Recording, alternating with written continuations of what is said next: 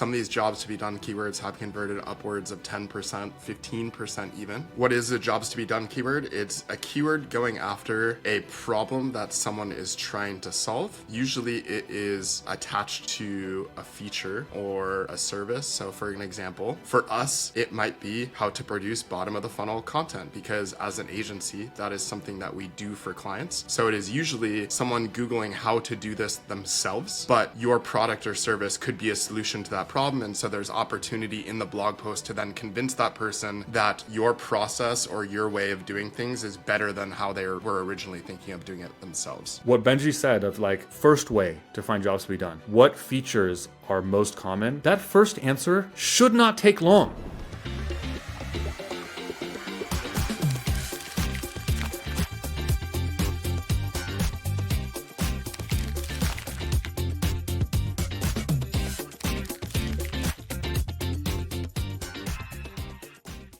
Today we're talking about jobs to be done keywords. It is our third bucket in Pain Point SEO. Number one being category keywords. We did an episode on that. And then last we did competitor and alternatives. And what's notable about jobs to be done is in our Pain Point SEO schematic, it is schematically drawn above in the funnel above the other two, because we think that a lot of these have slightly lower intent. Benji, if you want to describe why that is to folks that are not familiar, you can. Yeah, so on average, these do convert less than category keywords in comparison alternatives, but there are a number of examples where they can be higher converting than both the category keywords and comparison and alternatives. So some of these jobs to be done keywords have converted upwards of 10%, 15% even. And what is a jobs to be done keyword? It's a keyword going after a problem that someone is trying to solve. Usually it is attached to a feature or a service. So for an example, for us, it might be how to produce bottom of the funnel content, because as an agency, that is something that we do for clients. So it is usually someone Googling how to do this themselves, but your product or service could be a solution to that problem. And so there's opportunity in the blog post to then convince that person that your process or your way of doing things is better than how they were originally thinking of doing it themselves. Yeah, so here's what could be kind of fun. I'll say a business type or a product, and you can off the cuff think of jobs to be done keywords. So the example we use all the time in every single video and conversation ever is accounting software. I was thinking in my head while you explained that, what would be a jobs to be done keyword? How to create a profit and loss statement. Yeah. Something like that. Yeah. How to calculate your EBITDA or something is what I was thinking, is like something that they would want. How to categorize your expenses. Yeah. Categorize expenses is really good. Another example. So you gave an example for our agency. What if you were, let's just think of an example we don't use often. What if you're like a architecture firm? Is that even relevant? I mean, how to design a house from scratch. I think better than that would be certain architecture types. So let's say you're an architect that's specialized in, I don't know, mid-century modern or something like that. How to design a mid-century modern house could be something that you write, and then you can explain your thought process or thinking process in terms of how you design those. Things like that, though. Actually, that's a good challenging one, because it's not as obvious. Like this is a bit of an aside, but it's relevant to like people thinking about SEO. We always give examples that are just SaaS, so it's kind of interesting to discuss something else and flex those creativity muscles on something that's not normal. How to design a mid-century house. The reason this one's tricky is because if you're hiring an architect, you're not like trying to do it yourself. Whereas with a SaaS tool, there is like a viable story where someone is trying to do something in a kind of like a low-tech way or with Excel, and someone has a SaaS tool to make it smarter or faster. But what about mid-century modern home renovations? Even mid-century modern home renovation examples that could be Googled by someone who wants to do a renovation, and like a serious renovation, and they're going to hire an architect, and they're trying to like think through it or look at examples. So that's distinct from a category keyword in that space would be residential architects, New York City, or something like that, which is just like they're just literally Googling for what you want. I was going to say that's a good point, just because with jobs to be done, the key thing is really understanding your customer well and understanding what they might search for. And so you're right, in that architecture example, I'm not necessarily sure someone would search for how to design a mid-century modern home, because most likely they're going to hire an architect to do that. So why would they even search for how to design it themselves? But you're right that if you're going through this process, you might search for examples or renovations or different things. And that's key to being able to understand what jobs to be done keywords are going to be those high converting ones versus which ones are going to fall flat and maybe be lower converting. And it has to do with how well that search query ties into what your product does and the problem that your product solves for the person. Yeah. And we're going to be looking at data. And for those of you listening, we'll talk it through and tell you what numbers that explain what Benji just said, is that we've noticed with jobs to be done, there's this big range of conversion rates. And if you hit it just right, like in our hypothetical, I don't know anything about getting leads as an architecture firm, but if you get it just right and it happens to be that people who want mid-century homes love to look at examples or whatever, you can get a really high conversion rate. If the how-to or whatever job to be done type of query just is spot on what your product or service does. Here's another example that's not as... So the bread and butter for jobs to be done is a how-to type query. We're going to look at some actual examples from our real clients, as we tend to do in these videos. But here is some more like get your creative juices flowing. Let's say you are an IT security firm, like a service business or even software, and you've done this customer research, and we're going to get into a whole section on different ways that you kind of need to do customer research to come up with ideas. And something has come up around, I say this because we had a client a while back that did something like this, and I forgot who it was because I can't remember anything. That something about like when there's a data breach. So a non-normal, so like, yes, your category keyword is IT security company or something like that, right? Or IT security software or whatever example. But a potential job to be done there would be something around like, what? Like a recent data breach. So imagine there was a huge security breach and you could help companies protect themselves from this happening in the future. And so someone might then go search how to protect yourself from this specific data breach because it's top of mind. Maybe it happened last week or something like that. And you wrote an article showing your expertise on this and basically making the pitch that you could do this for that business. That would be an example of how to do it for that. Yeah, or what I was thinking, and I don't have enough like experience in IT to think of the actual example, but like if there are certain types of hacks that like have a name, or like we just had our blah blah blah server level thing like broken or security breach, and there's like a query that people would Google when that emergency has just happened, that would potentially be a money jobs to be done keyword. That it could just be as simple as how to for us, how to protect your WordPress site from being hacked. That is probably something that we would search for after we've just been hacked. Oh, yeah. I was thinking like, what would we search for of just like WordPress blah blah blah hack, or like my WordPress just got hacked, or like some specific hack or whatever. And if you had the like customer research to know, hey, like we've had more than one good client come to us when this exact type of hack happened, you want to produce a post on that hack. That would be another jobs to be done. So this is what jobs to be done keywords are. Bread and butter, though, is sort of the how-to aspect. You know, if you are, I don't know, like a photo editing software, how to smooth edges, how to remove sun glare in my photos, how to edit, blah, blah, blah, right? How to produce bottom of funnel content is perfect for us. Now, let's get into that conversion data that we were just talking about. I am showing the graph that I've shown in a few of these last videos, which is different types of keywords, main category, side category, etc., comparison alternative versus and jobs to be done. And jobs to be done's graph is right around that 2.5% conversion number. Let me just to recap for folks, what is that percent conversion? That is traffic to the post. And I would need to look up the data to remember if it was organic traffic or overall, but that's not important for the takeaways.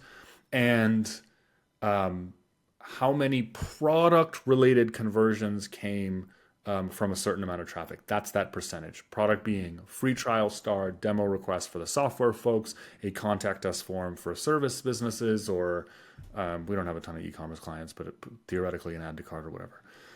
So that looks on the graph visually like it's low, but what I want to say is that's because the other ones are very high. And what we have noticed for clients that are just sort of doing general content production or blogging is nobody's accidentally getting 2.5% conversion rate from blog traffic to a product query. You may get that to an email newsletter, but you're not getting that to free trial unless you're doing something intentionally or a post serendipitously ranks for it. So this is nothing to sneeze at. No, I would say this is likely 10x higher than the average that your blog converts right now. What we've seen when we've measured prospects or clients that have come to us is that blogs typically convert somewhere from 0.01 to 0.025, I believe. On Or point, sorry, point one, sorry, point not two. sorry, not 0.01, 0.1, 0.25 on average overall across all their pages on their site. And so then again, if you look at this conversion rate and it's converting on average at 2.5%, It's huge. it's still huge. Yeah, it's huge. Then it gets more interesting. I'm going to scroll to another graph. If we look at specific jobs to be done keywords. So this is a graph of conversion rates of, I think, what is this? Six on each side. So 12 jobs to be done posts, individual conversion rates to a product query, product CTA, and they're grouped in two groups of 6. The left side has huge conversion rates. I'm going to rattle it off. 3%, 12%, 9%, 7%, 10%, 5%. The right side has much lower conversion rate, 1%, 0.2, 0.3, 0.6, 1.2, 1.3%. So it's like a big difference. And we've labeled the first group as having buying intent and the second group as not having buying intent. So let's look at some examples distinguishing between the two for individual companies. Actually, before we get to the examples, why don't we talk through how we would figure out which keywords have that buying intent versus the no buying intent.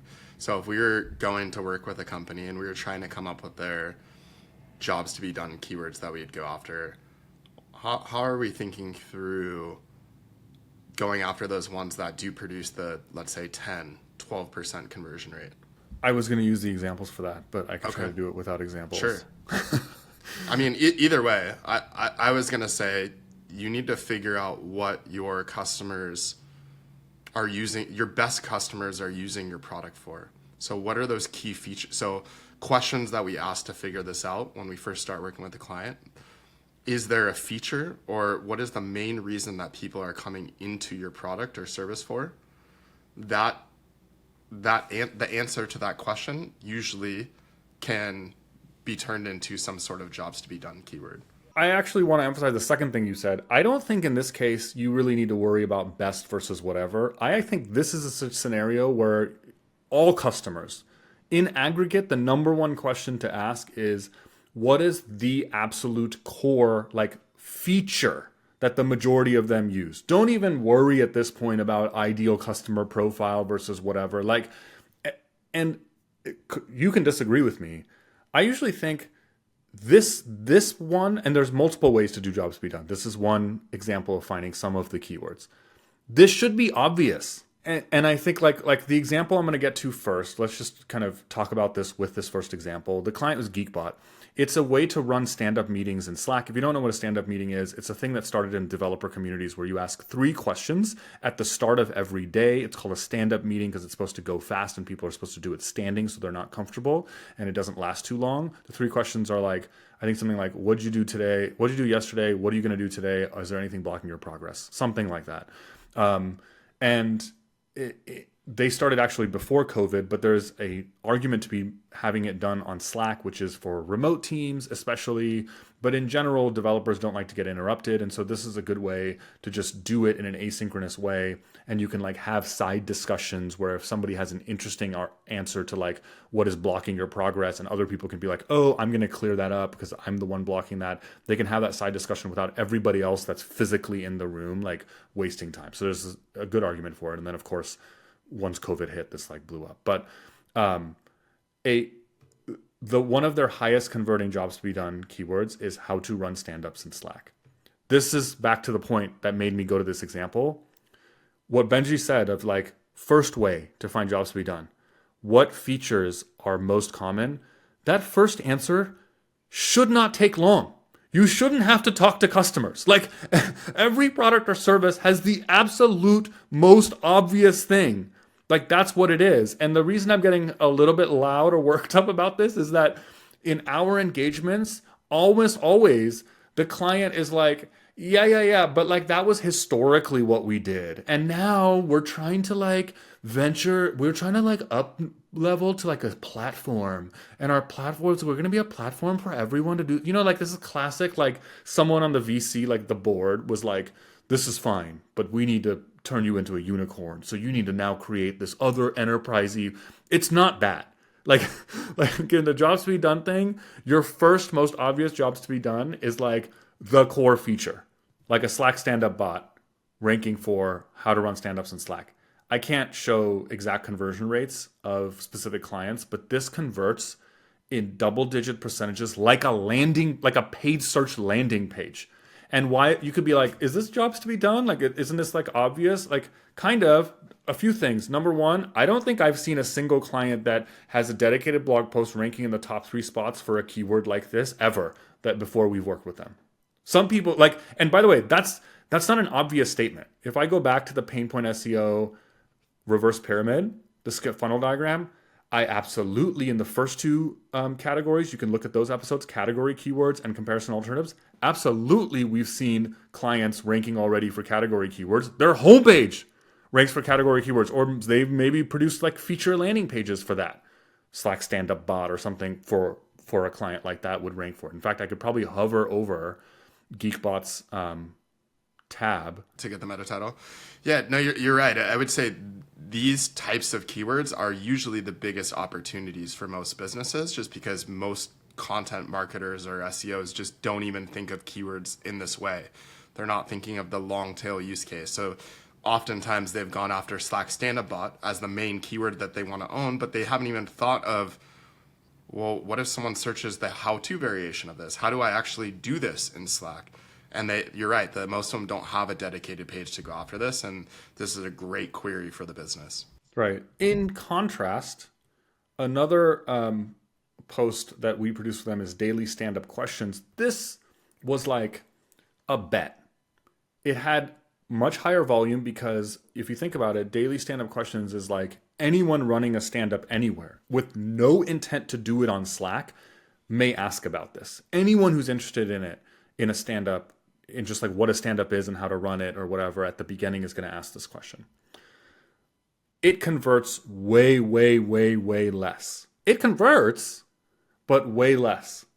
Why? And if you think about why, that can help you think through what Benji was talking about is like, how do you find the good ones that convert in the like 7, 5, 10, 12, 15%?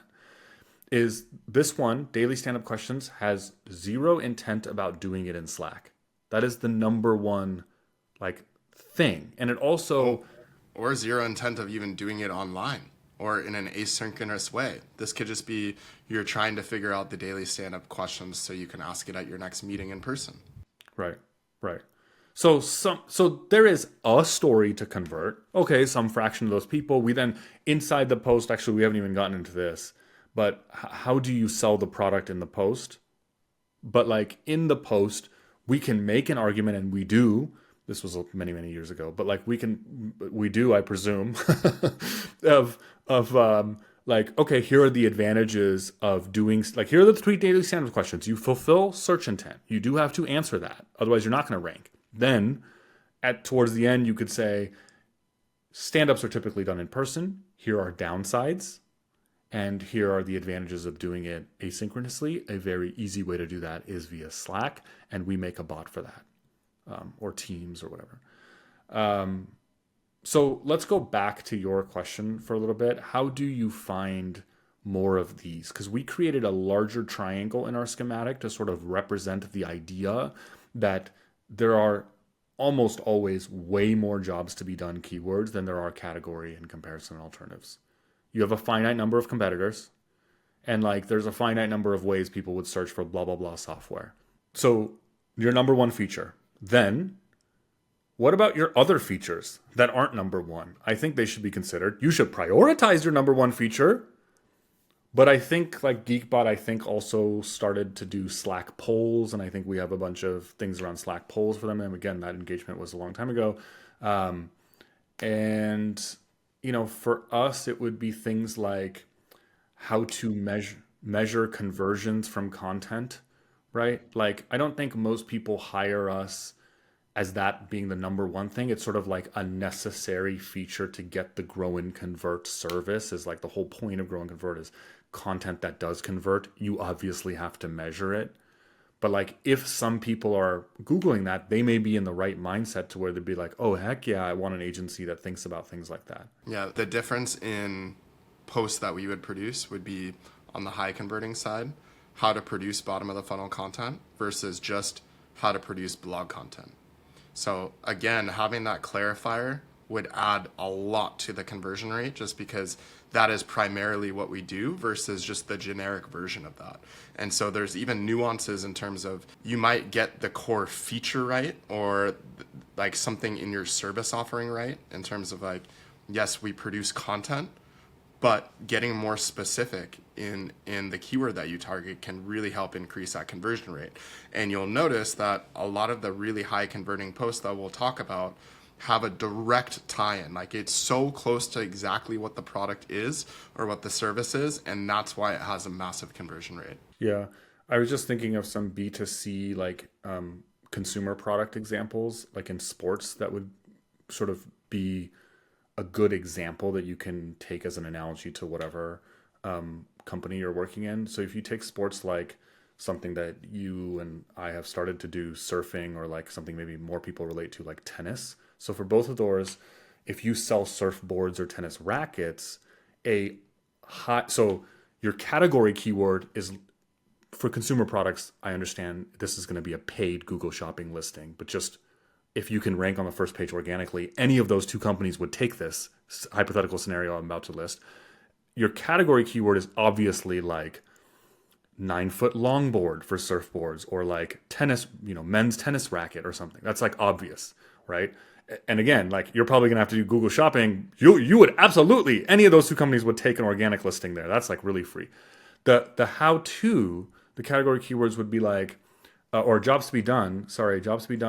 That's more closely aligned would be how to figure out what's the best tennis racket for me, or how to figure out the best surfboard. What's the best beginner surfboard? That's a how-to. It's not them literally Googling 9-foot longboard or like, whatever tennis racket. But they're asking, how do I choose this? It's like one step removed, similar to like how to run a stand-up in Slack. That's maybe less how to choose a Slack stand-up bot. It's like one step higher, but it's like so close to it. Versus tennis serving tips, how to pop up on a surfboard. Both of those are how-tos where there is some chance that somebody Googling like tennis serve or forehand, backhand, like how-to advice may also be in the market for a tennis racket at some point, or maybe some fraction of them today.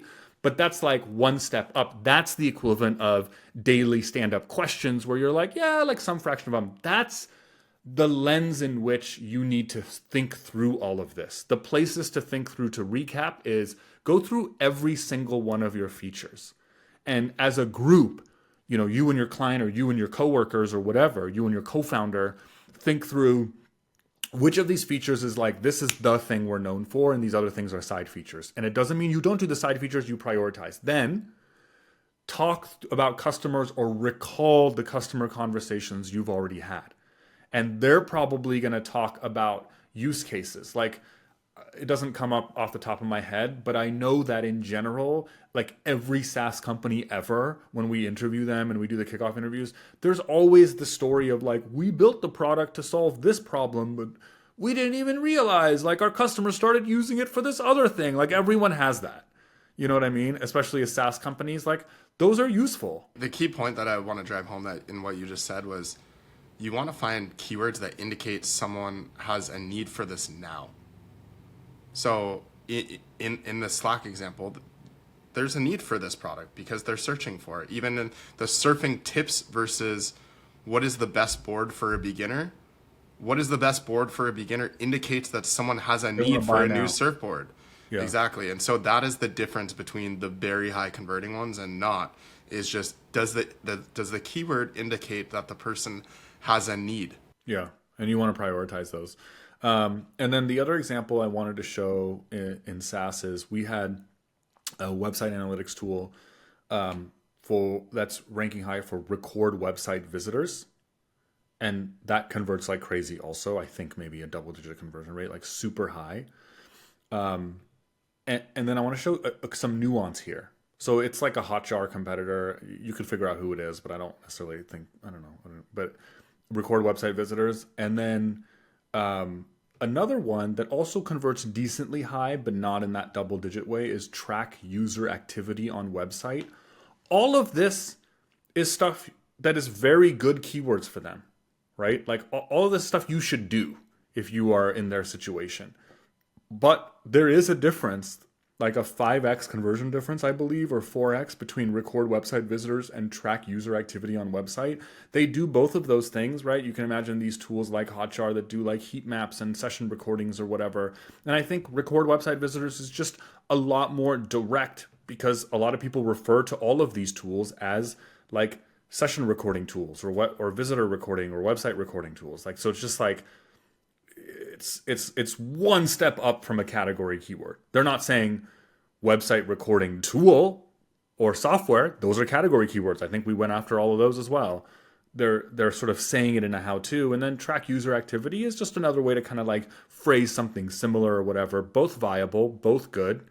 And then one step removed from that, we went after is funnel analysis in Google Analytics. And we've done a case study, actually, I should probably just say. It's SmartLook. You've seen them on each of these SERPs that I'm showing. If you're watching us on YouTube, they're ranking in like the second or third spot for these, or first spot for record website visitors. All right.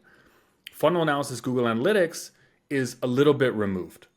One of the other features they are really strong on is funnel analysis, where as you're recording and doing this kind of advanced web analytics, you can also set different steps of a funnel if you're like a SaaS company or whatever, right? Like free trial, this, that, and the other, or inside your app, like join the app or start your free trial and click this button and create your account and all this stuff that they want to track, typical SaaS companies. You can do funnel analysis in Google Analytics, and they have really good arguments as to the weaknesses of doing it in Google Analytics and how they do it better. But it's not like the core. And this search term indicates the person is looking to do it in Google Analytics. So the number one result showing right now on my screen is Google's like help or support page of their funnel tool in GA4. So like that is the primary intent. So you're not going to get a larger percentage people to convert from it, but we got some. It converted, so that's just kind of what to expect. That's a good point. Even just looking at the SERP, a lot of people would be scared off from going after it because I think prior to us producing a piece on this, it was all Google's help pages, and so you might think looking at this keyword funnel analysis, Google Analytics, if it's mostly Google pages that are ranking, why would we even create a page to rank for this? And just because if you're detailed in the post, and again, you're writing towards the intent and you're explaining the downsides of doing it in their product, Google also wants to serve that up as well as a counter opinion. So Google has their point of view. If you have an opposite point of view, is saying here's the downsides, and you make a case against that, Google wants to serve that information up as well. And so we have seen that even if you're going after a branded term like that, that you can still rank, and you shouldn't be scared off from producing a post. Yeah, the SERP that we're looking at has the number 1 and number 3 result is Google's help pages, and our client's article is in between the two at number 2. So if we hadn't produced it yet, you would see Google's help pages as 1 and 2, and absolutely, you and I have both been in client discussions where they're like, "Are you kidding me? Like, how would we possibly?" But like, you can't look at it like we're ranking. That actually is.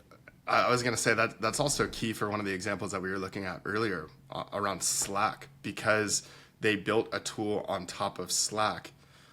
Oh, to do something similar. Yeah, like a lot of the keywords that we went after, it was Slack owned those. And so the question became, can you even rank for those? And yeah, again, that shouldn't scare you from producing these pieces. Again, you should just think through, what are the keywords that I want to own, and then just try to produce a piece that answers the search intent the best, and not be scared off by situations like that. Yeah, 2 more things that I want to say before we close. A way to think about it from what we were saying before about just like what creates the really high converting bucket of jobs to be done. I think one thing to think about or just pay attention to is, I think we've seen people misinterpret some of the stuff we're saying and produce kind of like high level how-tos to like the end result. So if you have some business, some software, I don't know, that like marketing analytics or whatever, they might be like, yeah, jobs to be done, grow and convert set, how to, and it'd be like how to grow your website visitors or something like that. And the argument for it would be like, like we surveyed our users, like you said, and they're using our marketing tool or whatever to like, they want to grow traffic, they want to grow revenue. And it'd be like, how to grow your business. Like, that's kind of an extreme example, but it'd be something along those lines. You'd be like, okay, yes, like technically that is a goal, or that's like a job that your user wants to do, but it's just so general. It's like the end step. What we're talking about is like, that's not going to be as high converting as like how to do that one analytics thing that your tool happens to do. That's what, not to say that you don't do that broader picture one. You can, but that's gonna be the like lower converting, almost more top of the funnel-y content. And you want to prioritize the stuff where you're like, this is a very specific thing they're trying to do, and our software is like one of the best ways to do it. To build on that, I think you also need to describe how to do it with your own process or your own product. That will be the difference between these types of pieces working or not working. So if you had done how to do session recording and you didn't give a product walkthrough about how to do it in your own product and the differences and the differentiators of why your product is better or different than status quo, then your piece is not going to rank. So someone's going to get in there and you might give generic examples. And I would say this is what a lot of people do, because again, when we're producing these pieces, we're interviewing someone inside of the company to get their own subject matter expertise, or to get the real product screenshots of the walkthrough of how someone would use this feature. If you're just hiring a freelance writer who doesn't know the nuances of the product, they're likely to just talk through generically how to do session recording and then not give the specifics in terms of how to do it with that product. And that will be the difference of getting a 10 or 15% conversion rate versus that could, even if you rank for that keyword and it directly ties into your product, if you don't have that sales pitch for your way of doing things, it can make the difference between this working and not working. Yeah, I was going to correct what you had said earlier. It's like you might need that originality or your perspective to rank. You may not. You could rank with something generic that's just like how to do this in like a general way. And by the way, anyone who's listening to this and then goes after and does these types of keywords, you will see that on the SERP. That's what every other result is going to be. How to track users on a website or whatever keyword that was. If you clicked into every result that's not our client's result, it's probably the same thing. So you can rank that way. They are ranking that way. But though the way to create conversions is to sell your product. I'm glad you mentioned that. I was going to be ready to end it without talking about writing these. As usual, as per the other two, category keywords and comparison, do not shy away from selling your product. You will not get conversions, or very few, if you don't sell your product. Ranking for this type of keyword is not enough. Unlike a category keyword, if you do a basic list post on accounting software and your accounting software is listed first, even if you have like 2 sentences and your post basically looks like a G2 or Capterra like list, you may not maximize your conversions, but you'll get some. In jobs to be done, if you rank for some jobs to be done how to query and you are just like, no, like people say in content marketing, you should give and not ask, and I'm not going to sell my product, it's like weird or like inappropriate, you will basically be wasting time because you're not going to get a lot of conversions. And as Benji said, the classic formula for this is show or talk about how to do this in a general sense, then get specific and say, and by the way, this is a pain. There's like classic formulas for this. Here's how to do this in Excel. We talked about accounting at the beginning. Here's how to produce a P&L in Excel, or here's how to do whatever with a template or something like, here's a PDF template download. But it's a pain to do it manually. Here's how you can do it with our software for all of you software clients. That doesn't apply to the tennis racket or surfboard. You're not gonna be doing this. Here's how to catch a wave on your body. Although that happened the other day. Some lady went right in front of me and she was just with flippers and her body. I was like, this is amazing. All right. If you like this video, don't forget to subscribe. You can also get the audio-only versions of these shows wherever you get your podcasts. And you can follow us at growandconvert.com/newsletter for any articles and updates for when these videos come out.